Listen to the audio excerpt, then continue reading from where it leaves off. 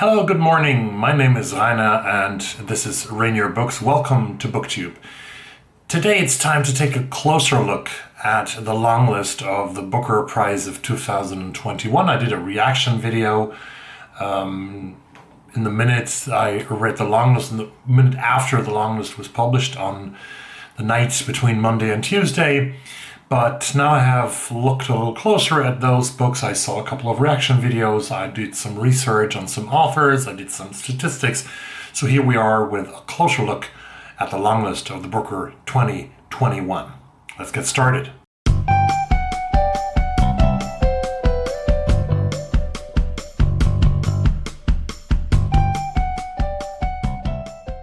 First, I haven't decided. I'm not going to read the whole long list. If Booker would have been so kind as to send me the whole long list to make me read it in order to do promotion for its long list, I might have considered doing that. But I'm not going to read 13 books that someone else has chosen, just because I read books because of my own interest. And sometimes when other people recommend something, I do, of course, take that into consideration. But I usually don't read long lists. And because there's always something in long lists that doesn't interest me at all. And life is too short. Believe me, folks, it is too short. So I take a look.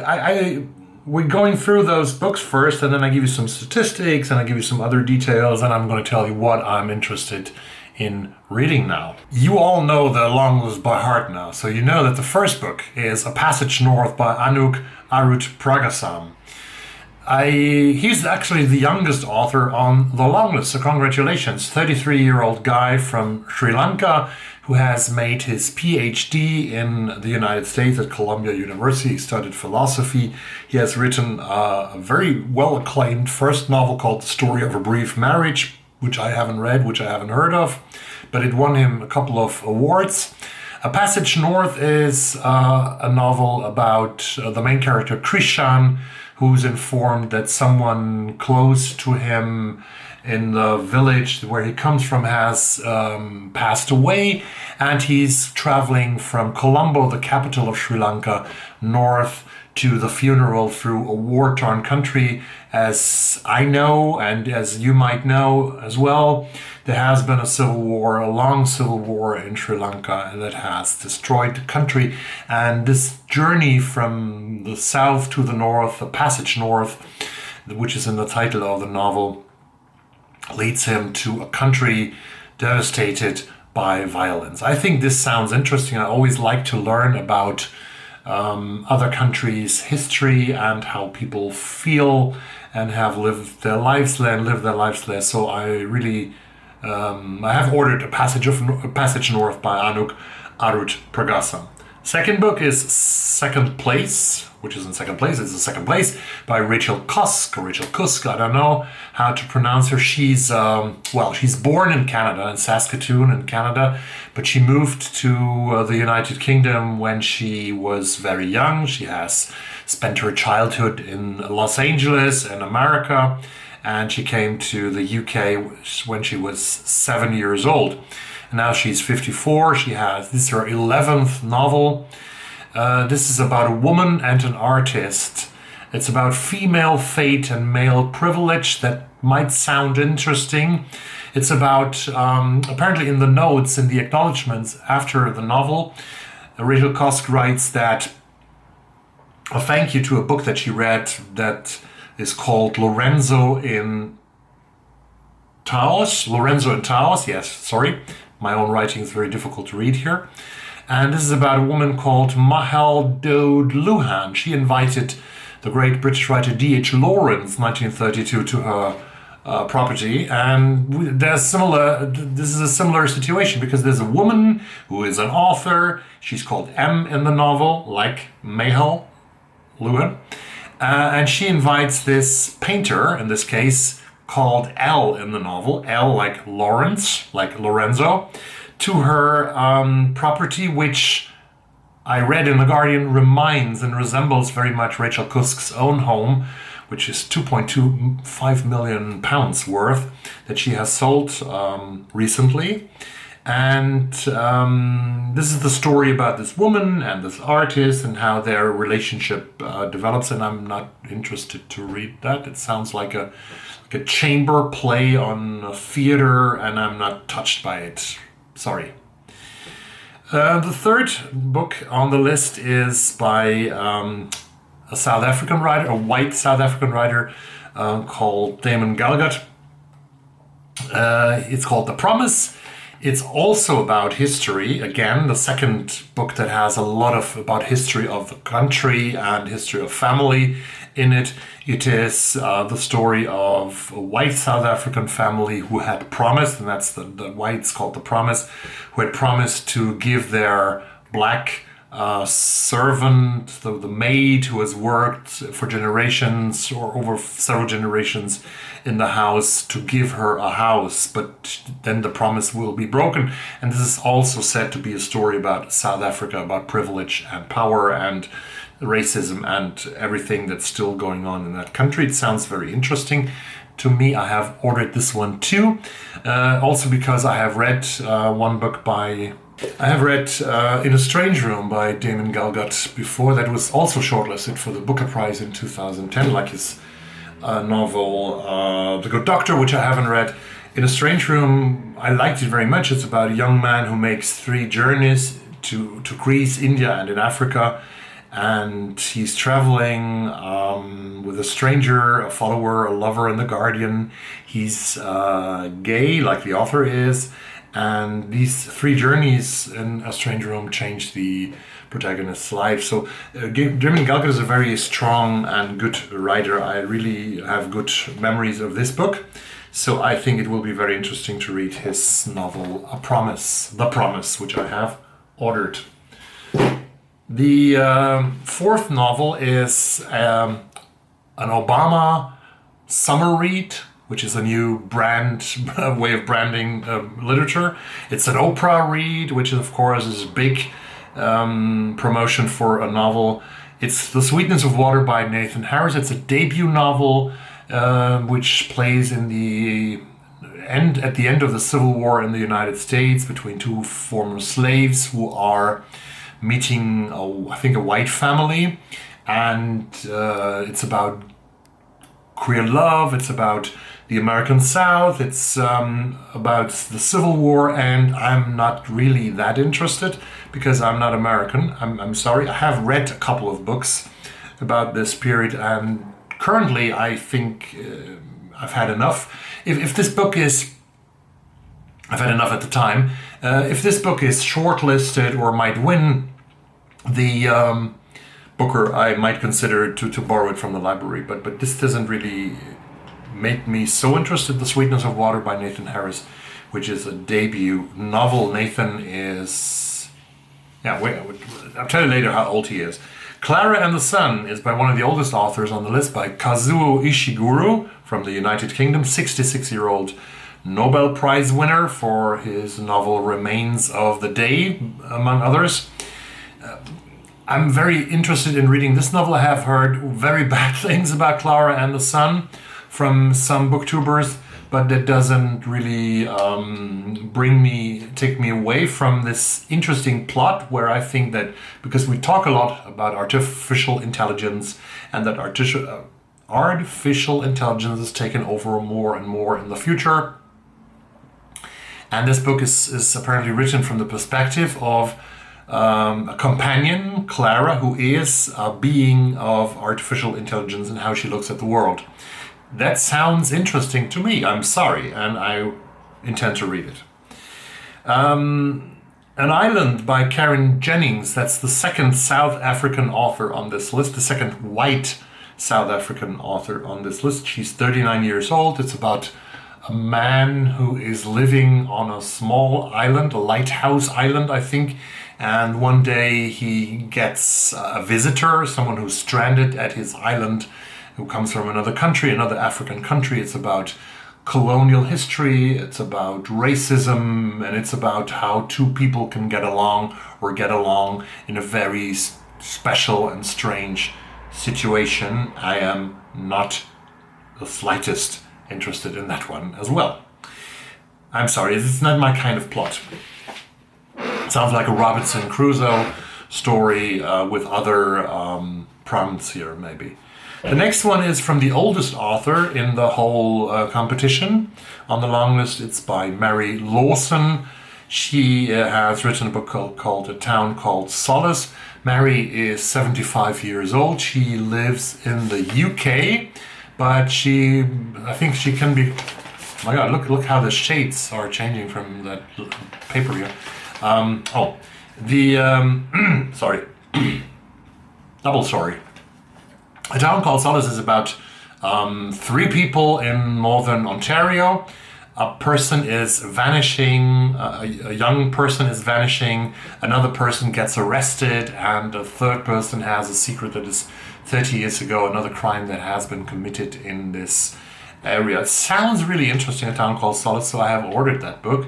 I also own a book by Mary Lawson, which, mea culpa, I haven't read it yet. Crow Lake, I think, which was her most famous book, and I think it was, I don't know if it's won the Scotiabank Giller Award, or if it was Scotiabank Giller Prize in Canada, or if it was just nominated for the shortlist. But it was Crow Lake by Mary Lawson, and I'm really interested in A Town Called Solace. It sounds a little bit, because also the prompt on one of the editions that I saw on the web is by, not the prompt, the blurb is by Ann Tyler, and it sounds like an Ann Tyler kind of novel. Yeah, does it make sense? I don't know. No one is talking about this. Patricia Lockwood, she's also on the shortlist of the Women's Prize, where we get the winner, I think, in the beginning of September, and no one is talking about this. Is a book about social media, about Twitter, and it also got a lot of negative, more negative than positive reviews, at least on the side of BookTube that I watch. And I'm not really super interested in the book, but I have ordered it from the library. I can tell you which books I have ordered from the library, which at least I will give some pages. I have set 50 as a mark to either bail out, to DNF, or to read on. That's No One Talking About This by Patricia Lockwood. The Fortune Man by Nadifa Mohamed, that is a book that I thought was very interesting. Also ordered from the library, I think. Yes. And 40-year-old author Nadifa Mohamed, she is a Somali-British author, and this is about murder, about a real story that has really happened, a 1952 murder trial that happened in Wales, in Cardiff, and here we have a man called Mahmoud. He probably is a Somali British man who was falsely accused of murder, and he realizes that it's not enough to be innocent in the 1950s Britain when you are a black Muslim guy from Africa. Then we have Bewilderment by Richard Powers, which is a novel about an astrobiologist, and the central question, as the publisher says in this book, is how can we tell our children the truth about this beautiful imperiled planet? And I thought, what? If that's the core question, then I bail out directly. I'm not interested in reading this, because the story is not catching me. It's a father and son relationship, where the father is an astrobiologist. The son has apparently skills, but also problems, takes a lot of medication, and it sounds like a very philosophical novel that I don't really want to invest too much time in. China Room by Sunjeev Sahota, 40-year-old British author. He was born and raised in Derby in England. He has written a book again about several generations in India, and about Indian immigrants coming to England. China Room spans over several generations. This book is about the expectations of women in early 20th century Punjab, and the other from the weight of life in the contemporary Indian diaspora in England. So it combines the history of women in Punjab in 1929 and the life of immigrants from India to the UK in 1999. That could be an interesting book, but I'm not really gripped by this one either that much that I say I want to rush to the library, or I want to go to the next bookshop, or to order it online to read it. The 11th book on the list is Great Circles by Maggie Shipstead. That sounds very much like easy to digest, but 600 pages thick novel about a female aviator and about an actress, because this is about the female aviator Marion Graves, who really existed, who lived, and who disappeared, I think, in 1950 on one of her expeditions. And it's also the story of an actress some decades later, who is playing this aviator in a movie. And this, of course, reminded me, as a great Joni Mitchell fan I am, of the Joni Mitchell song Amelia, about the female aviator Amelia Earhart, that Joni wrote this song about on her beautiful album Hey Gira, which is one of the best ever albums to me. That is another recommendation outside the bookish world to you here. So, Great Circles by Maggie Shipstead, 38-year-old author. Sounds like an easy digest, sounds like a story that is really developing quickly with a lot of plot, but I don't know if it's really on my my primary list of reads from this long list. This is the last novel is called Light Perpetual by Francis Spufford. This is from England, from a UK author in 20th century London in 1944. Saucepans arrive on Bexford High Street in South East London at the Woolworth, and 5 boys are among all the people who gather for the first saucepans after years, because all the metal that people had in the UK or in London was used to build weapons with for the war. And then everybody dies in this group of people standing together, also the 5 boys. But this novel sort of imagines what could have been, what could have happened with these boys if they had lived their lives from 1930, whatever, when they were born in the 1930s, over the decades, and he's sort of describing the lives of 5 boys that never lived lived longer than their boyhood. So this is about 20th century London, about 5 imagined lives as social, sexual lives, and technological transformations, and lives as conductors and landlords. Sounds sort of interesting to me, and so I might go for that one. There was the long list, but when you look at the long list, the youngest author, as I told you, was number 1 on the list, Passage North by Anuk Arudpragasam. He's 33 years old. The oldest author is Mary Lawson, 75. So that's the age span from 33 to 75. We have 7 male authors. We have 6 female authors. I think I discovered 2 queer authors, at least. That's Damon Galgut, The Promise, which doesn't sound like a queer story. It doesn't have to be, of course, but there's Nathan Harris from the United States in his book The Sweetness of Water, who's describing a love story between 2 Confederate soldiers in his book, among other things. So looking at diversity in form of ethnicity, there is a certain diversity here. We have 1 author from Sri Lanka. We have 1 Afro-American author, Nathan Harris. We have Nadifa Mohamed, who's a British Somali author. Sunjeev Sahota. Yeah, that's about it. But really, I have to say, you can do better, Booker, because if you look at this list, there are certain limitations that I think it's not a wide span of stories that we get, right? There might be a wide span of telling a story, of narrating a story. We haven't read those books, right? We haven't read them yet, but it's a lot of books about history and how history affects the present, which of course is a very important issue. We have always to look and to ask ourselves, how does history affect the present? But A Passage North deals with the history of Sri Lanka.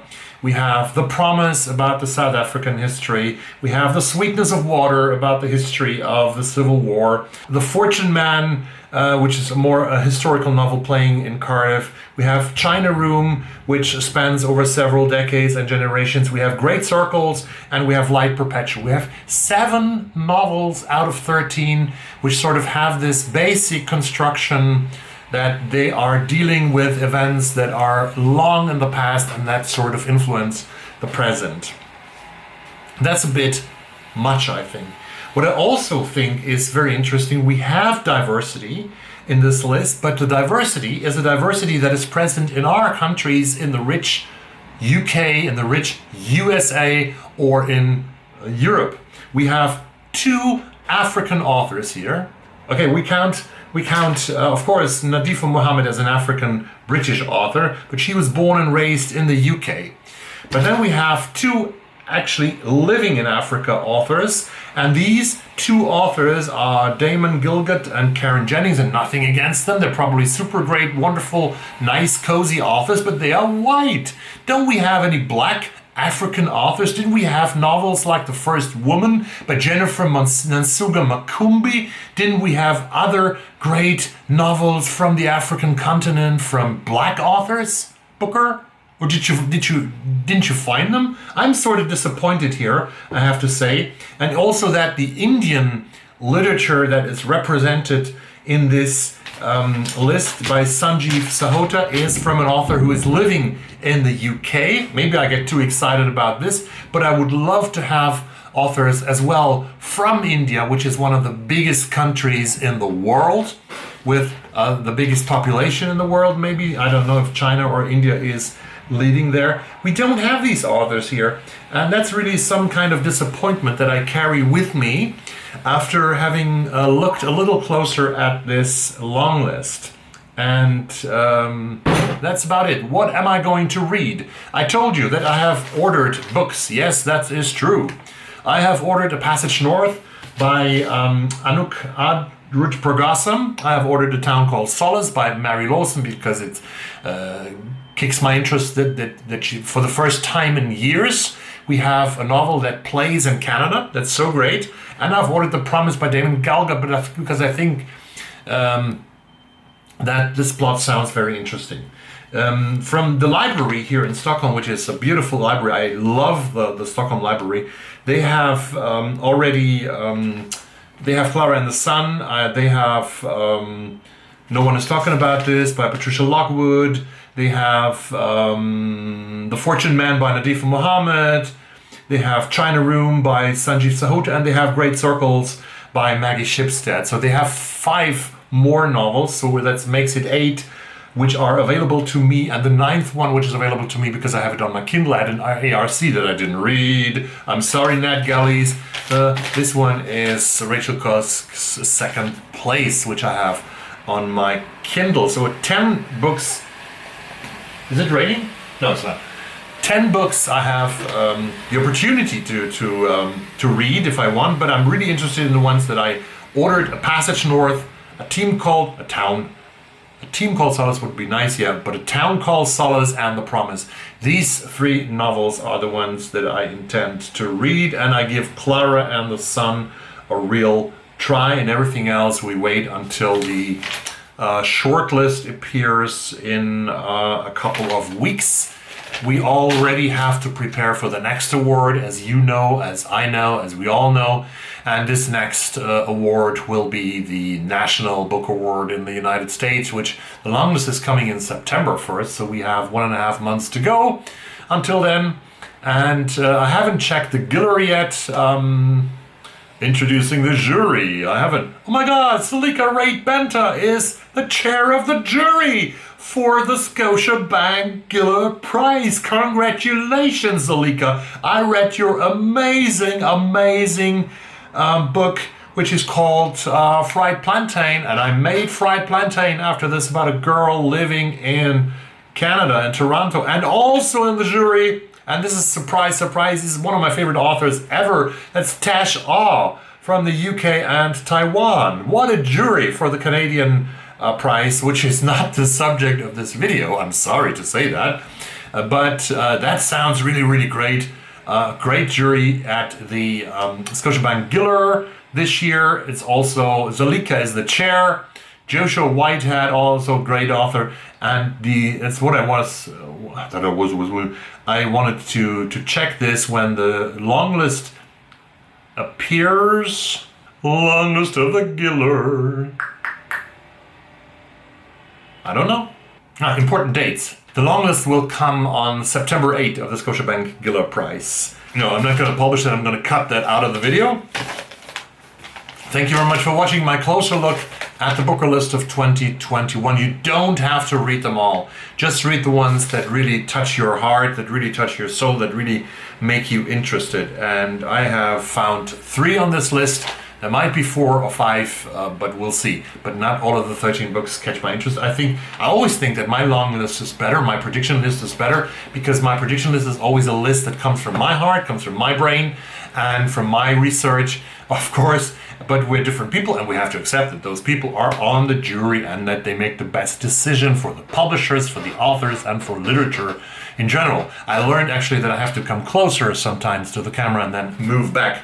That gives a very interesting effect. I did that now for the first time. I will do it more often in the future. Thanks very much for watching this video. This is Wednesday the 28th of July, my closer look at the Booker long list.